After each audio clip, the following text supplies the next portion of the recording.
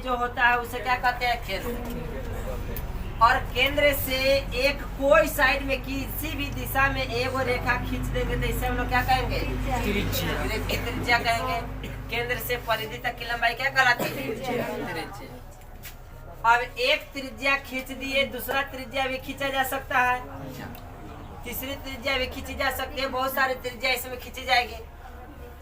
तो ये पूरे वृत्त में से यदि दो त्रिज्या हम लोग खींच लिए इस तरह से, तो यह कहलाएगा, यह जो भाग होगा यह कहलाएगा त्रिज्या खंड। क्या कहलाएगा? त्रिज्या खंड। वृत्त के अंदर एक त्रिज्या खंड हो गया।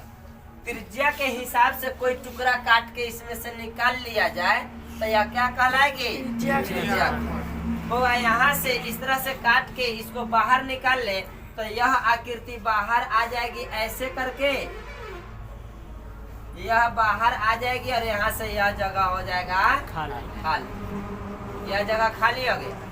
यह आकृति अब ऐसे और ऐसे बचा हुआ है, यहाँ वाला भाग निकल के यहाँ आ गया। यह जो बाहर निकला यह क्या कहलाया? त्रिज्या खंड। यहाँ वाला त्रिज्या खंड को निकाल के बाहर निकाल दिए।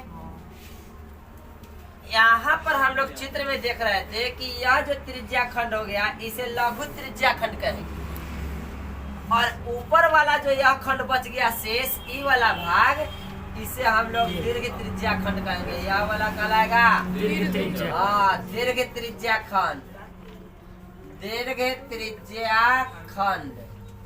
दीर्घ मतलब क्या होता है बउआ? बड़ा। यहाँ से यहाँ जो था ये हो गया लघु। लघु त्रिज्या खंड। आज जानते हैं दीर्घ मतलब बड़ा, लघु मतलब छोटा। वृत्त में त्रिज्या खंड जब काट के निकाला जाता है तो इसके परिधि से देखा जाए कि जितना भाग कट के निकल गया ना बुआ, यह लंबाई कहलाएगी। यहाँ से यहाँ तक की जो यह लंबाई है, यह लंबाई कहलाएगी इसकी चाप की लंबाई। चाप के लंबाई। त्रिज्या खंड जब काट के निकाला जाता है तो उस त्रिज्या खंड के परिधि का जो हिस्सा होता है, परिधि का जो भाग होता है, इसे कहा जाता है चाप के लंबाई। आई पूरे टुकड़ा को कहा गया त्रिज्या खंड। छोटा टुकड़ा काट के बाहर निकाल दिया गया तो इसे कहा गया लघु त्रिज्या खंड। और जो बड़ा टुकड़ा बच जाएगा इसे कहा जाएगा दीर्घ त्रिज्या खंड। अच्छा, वृत्त में एक बात जानते हैं कि किसी भी वृत्त के केंद्र पर 360 डिग्री का कोण बनता। कितना डिग्री का कोण बनता? 360। याद कर लेंगे, किसी भी वृत्त के केंद्र पर 360 डिग्री का कोण बनता है। अब यहाँ से जब यह भाग कट के निकल गया तो यहाँ पर तो कम कोण होगा, 360 में से नहीं कट के निकला है। एक जब पूरा बड़ा वृत्त था, एक केंद्र पर ये पूरा चारों तरफ मिला करके कितना डिग्री का कोण बनता है? 360।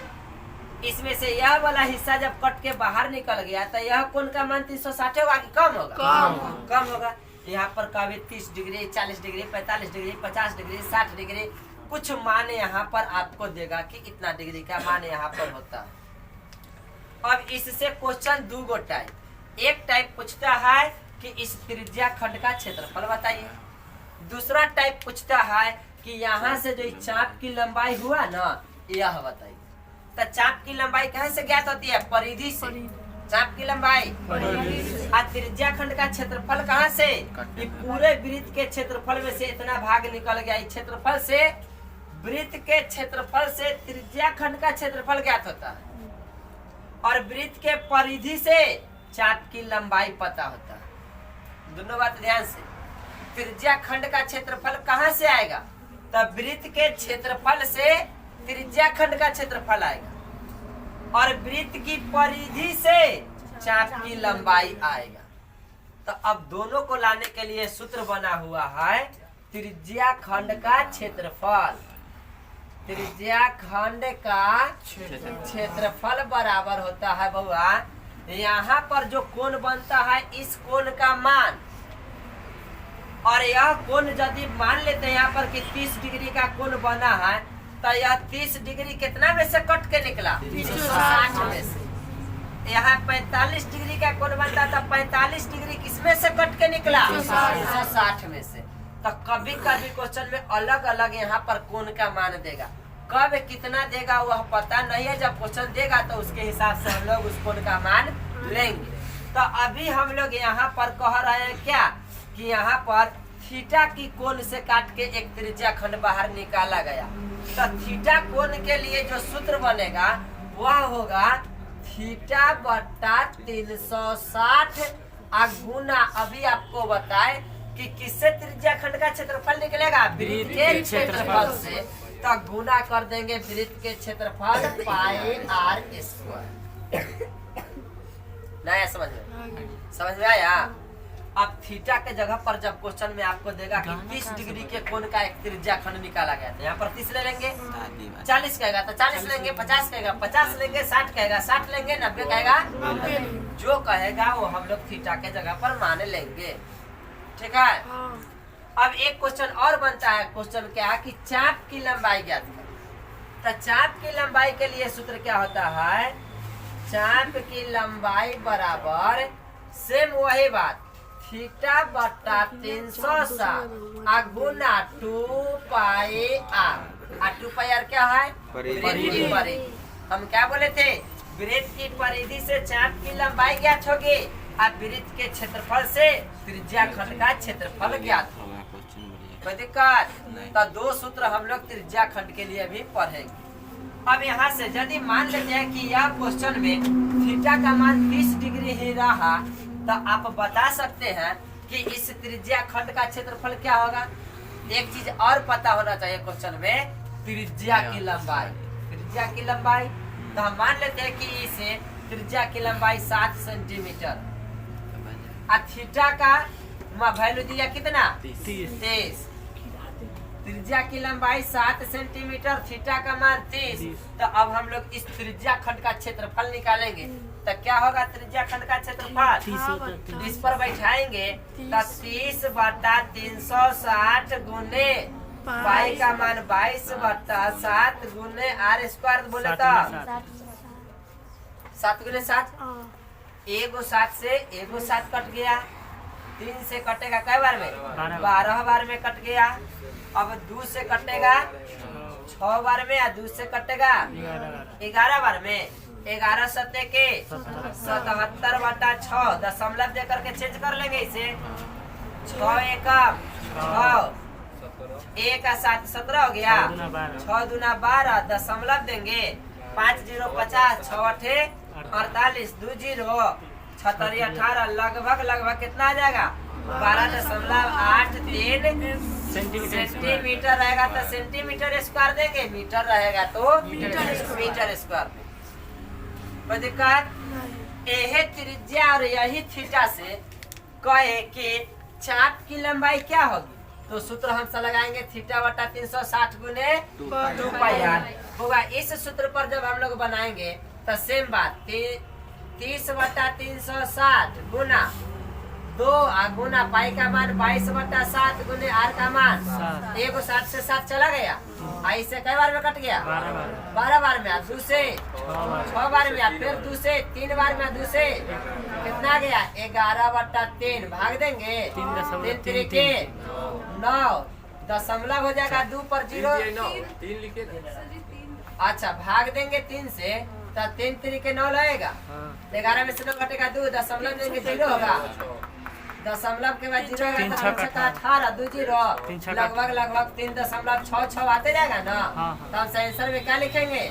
3.7 सेंटीमीटर।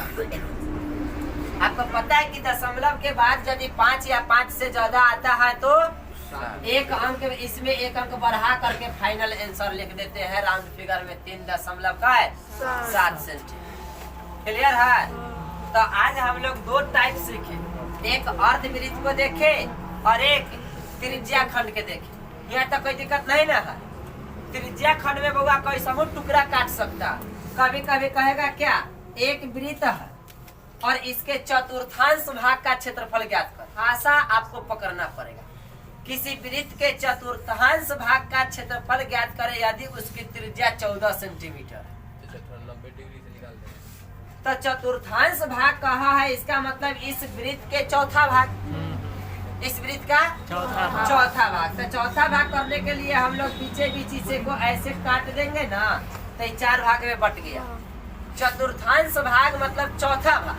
तो किसी एक भाग का कहेगा कि इस भाग का क्षेत्रफल ज्ञात करें, कभी कभी ना आपको चित्र बना देगा वृत्त और ऐसे रंग देगा एक टुकड़ा, तो कहेगा कि इसका क्षेत्रफल ज्ञात कर। रंगे हुए भाग का क्षेत्रफल ज्ञात करें, चतुर्थांश भाग का क्षेत्रफल ज्ञात करें। तो ये इसका भी क्षेत्रफल हम लोग 2 तरीका से निकालेंगे। एक पूरे वृत्त के क्षेत्रफल में बटा के नीचे क्या लगा देंगे 4। पूरे वृत्त के क्षेत्रफल के चौथा हिस्सा का क्षेत्रफल पूछा ना। इस वृत्त की त्रिज्या हम बताए कितना 14 सेंटीमीटर। आपको बोले ना कि एक वृत्त के चतुर्थांश भाग का क्षेत्रफल ज्ञात करें यदि उसकी त्रिज्या 14 सेंटीमीटर। तो 14 सेंटीमीटर त्रिज्या वाला वृत्त हो गया। चतुर्थांश भाग का क्षेत्रफल ज्ञात करना था। इसको हम लोग 2 तरीका से बनाएंगे। पहला तो बनाएंगे पाई आर स्क्वायर से पूरे वृत्त के क्षेत्रफल ज्ञात करके अब बटा के नीचे 4 से भाग देंगे चतुर्थांश भाग का क्षेत्रफल ज्ञात करो। आधा भाग का क्षेत्रफल ज्ञात करना सिखाए ना। पूरे वृत्त के क्षेत्रफल में आधा करने के लिए बटा के नीचे 2 लगा दी। 1/3 भाग का क्षेत्रफल कहेगा था बटा के नीचे। चतुर्थांश भाग का क्षेत्रफल कहेगा था बटा के नीचे 10वें भाग का क्षेत्रफल कहेगा बटा के नीचे 10। कोई दिक्कत नहीं है। तो यहाँ से हम लोग बनाएंगे इसके लिए।